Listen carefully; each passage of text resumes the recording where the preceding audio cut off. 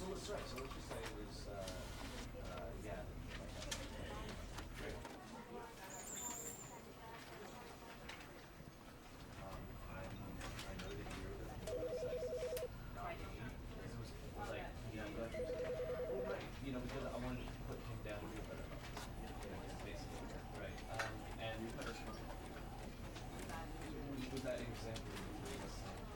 Yeah. Are you speaking? Does it work from like does it still work? Do you feel this is what you like going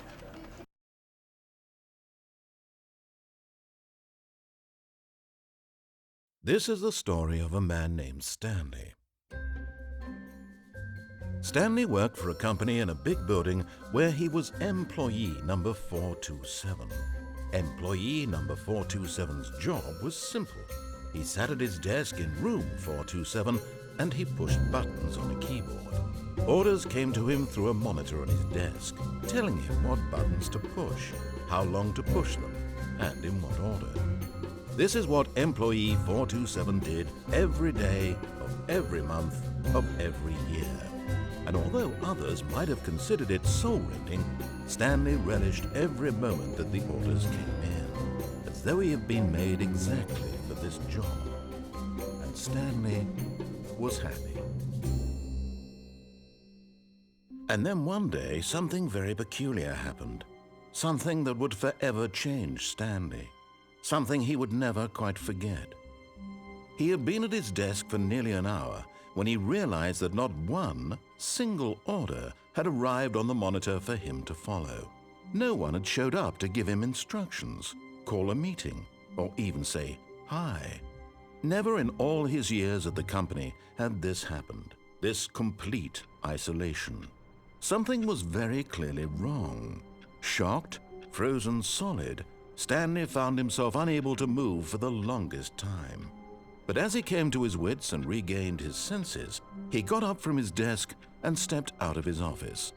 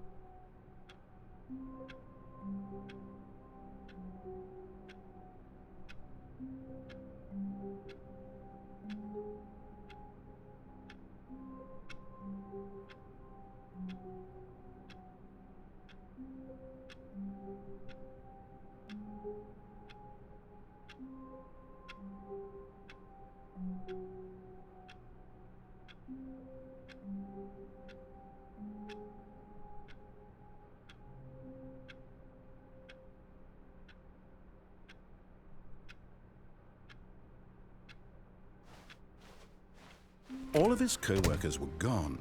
What could it mean? Stanley decided to go to the meeting room. Perhaps he had simply missed a memo.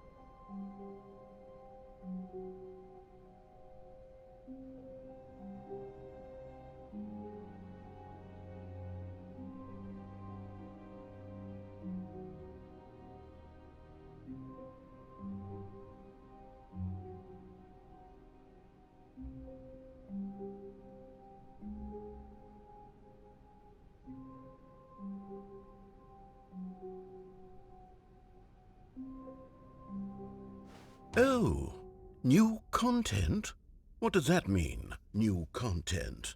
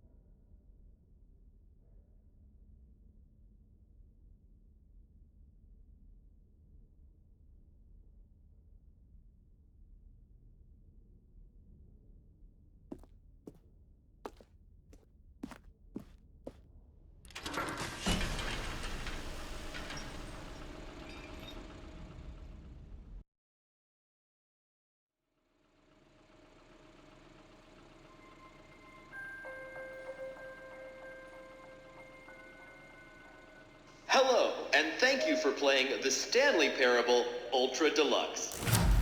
As you may know, the Stanley Parable was a video game released in 2013 on home computers. After receiving critical and commercial success, it was expanded upon in 2022 with the Stanley Parable Ultra Deluxe, a reimagining of the game for consoles and home computers. The Stanley Parable Ultra Deluxe features exciting new content that broadens and expands the world of the Stanley Parable, delighting audiences the world over. Please, step inside and see what thrilling new adventures await in the Stanley Parable Ultra Deluxe. Oh, well, this sounds delightful. I'm very excited to see the thrilling new Ultra Deluxe content.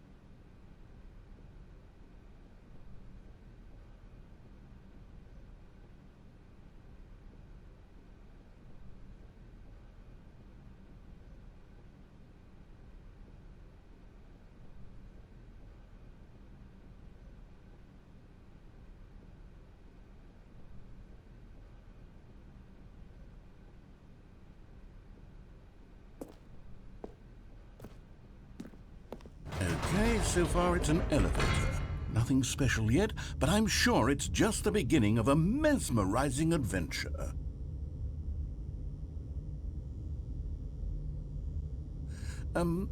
Is it broken? What's going on here? Should we be moving somewhere or... Oh, there we go. All right, finally, at long last, it's on to the new content. I've never been more ready. Let's do it.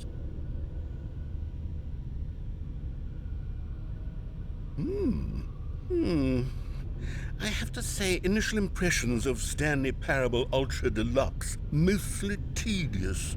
It's as if Oh, okay. Let's see the content. Give me the content, Stanley.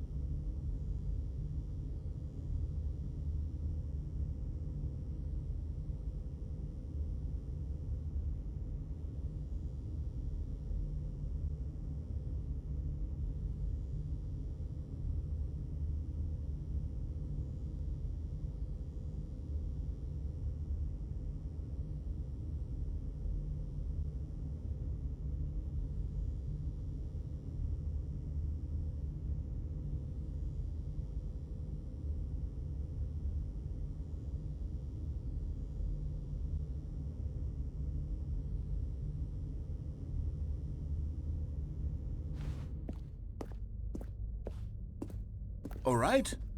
All right, let's see. It's the jump circle?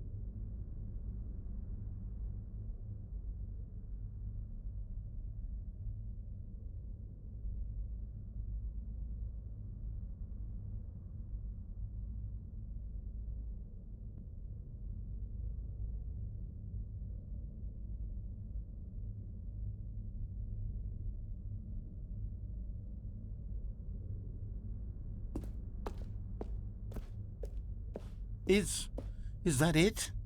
Surely that's not all the new content. There has to be something else, right?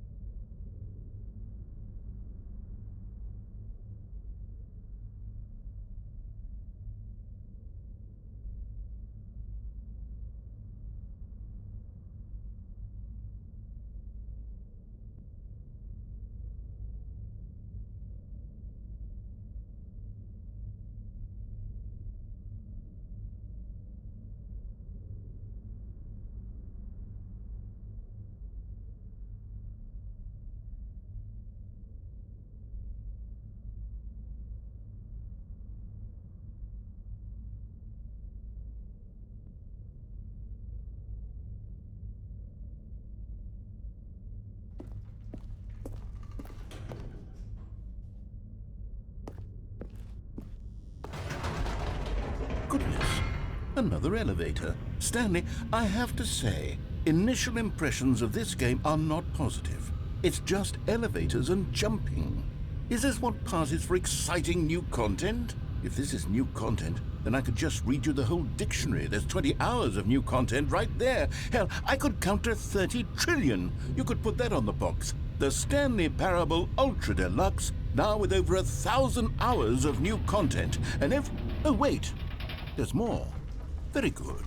Yes. I knew there had to be something else. Let's see it. I'm ready for whatever it is.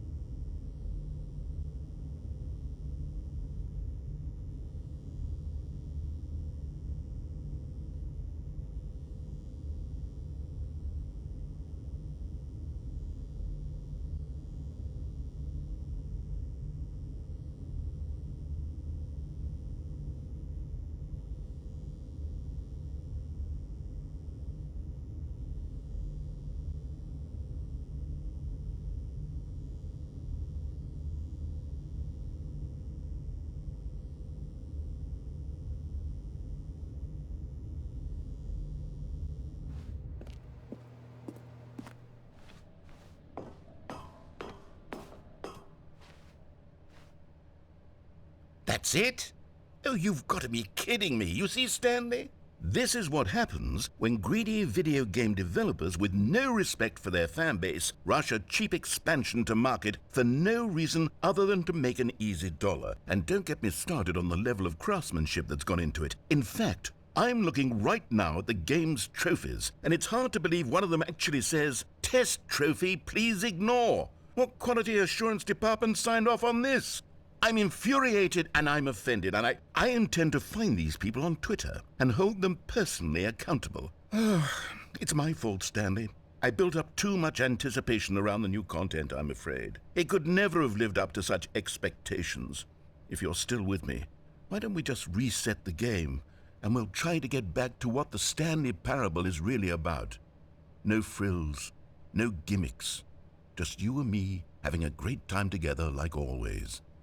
What do you say, friend?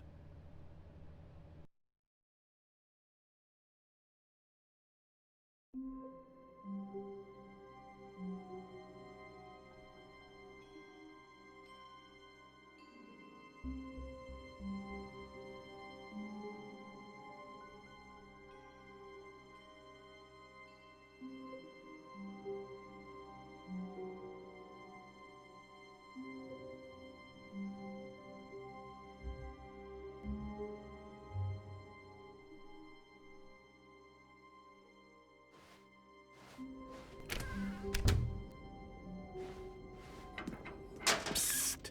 Stanley! Come over here! In the vent! I want to show you something!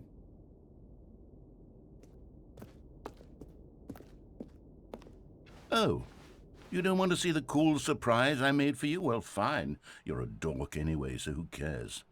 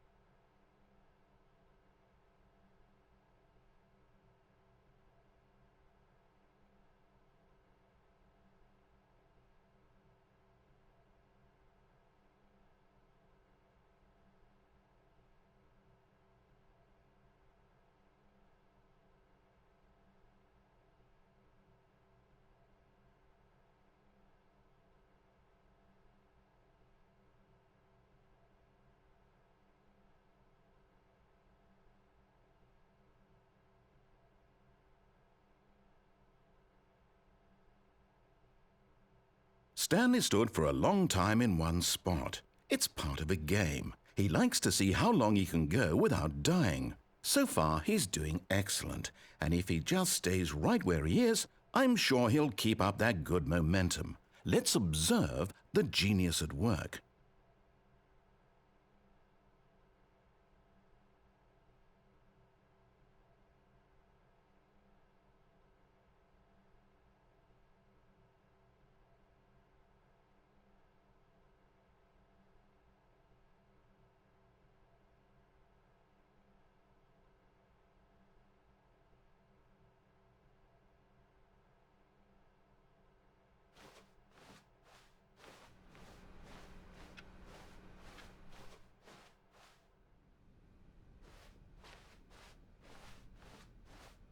When Stanley came to a set of 2 open doors, he entered the door on his left.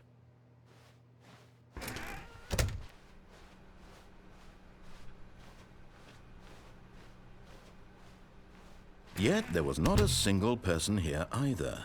Feeling a wave of disbelief, Stanley decided to go up to his boss's office, hoping he might find an answer there. Coming to a staircase, Stanley walked upstairs to his boss's office. But Stanley just couldn't do it. He considered the possibility of facing his boss. Admitting he had left his post during work hours, he might be fired for that. And in such a competitive economy, why had he taken that risk? All because he believed everyone had vanished? His boss would think he was crazy. And then something occurred to Stanley. Maybe, he thought to himself, maybe I am crazy. All of my co-workers blinking mysteriously out of existence in a single moment for no reason at all? None of it made any logical sense. And as Stanley pondered this, he began to make other strange observations. For example, why couldn't he see his feet when he looked down? Why did doors close automatically behind him wherever he went? And for that matter, these rooms were starting to look pretty familiar. Were they simply repeating? No, Stanley said to himself, this is all too strange. This can't be real. And at last, he came to the conclusion that had been on the tip of his tongue. He just hadn't found the words for it. I'm dreaming, he yelled. This is all a dream. Oh, what a relief Stanley felt to have finally found an answer, an explanation. His co-workers weren't actually gone. He wasn't going to lose his job. He wasn't crazy after all. And he thought to himself, I suppose I'll wake up soon. I'll have to go back to my boring real-life job pushing buttons. I may as well enjoy this while I'm still lucid.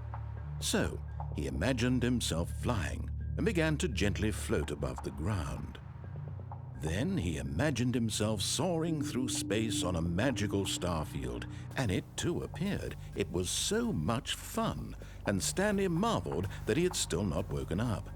How was he remaining so lucid? And then perhaps the strangest question of them all entered Stanley's head. One he was amazed he hadn't asked himself sooner.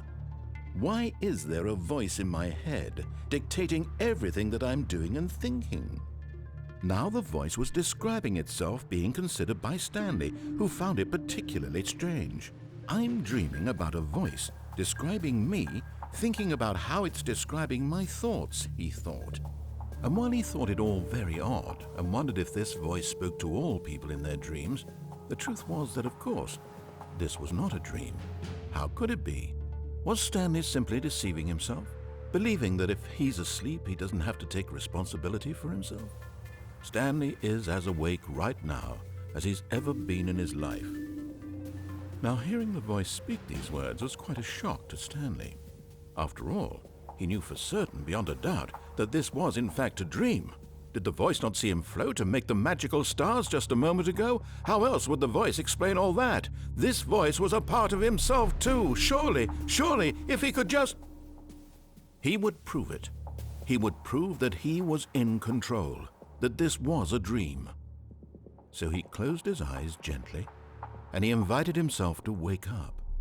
He felt the cool weight of the blanket on his skin, the press of the mattress on his back, the fresh air of a world outside this one. Let me wake up, he thought to himself. I'm through with this dream. I wish it to be over. Let me go back to my job. Let me continue pushing the buttons. Please, it's all I want. I want my apartment, and my wife, and my job. All I want is my life exactly the way it's always been. My life is normal. I am normal. Everything will be fine. I am okay.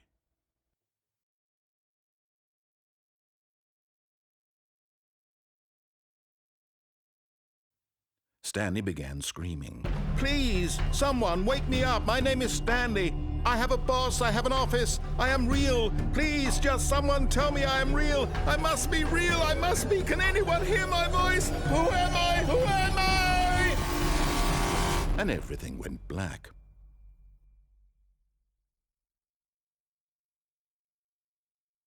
This is the story of a woman named Mariella. Mariella woke up on a day like any other. She arose, got dressed, gathered her belongings, and walked to her place of work. But on this particular day, her walk was interrupted by the body of a man who had stumbled through town talking and screaming to himself, and then collapsed dead on the sidewalk.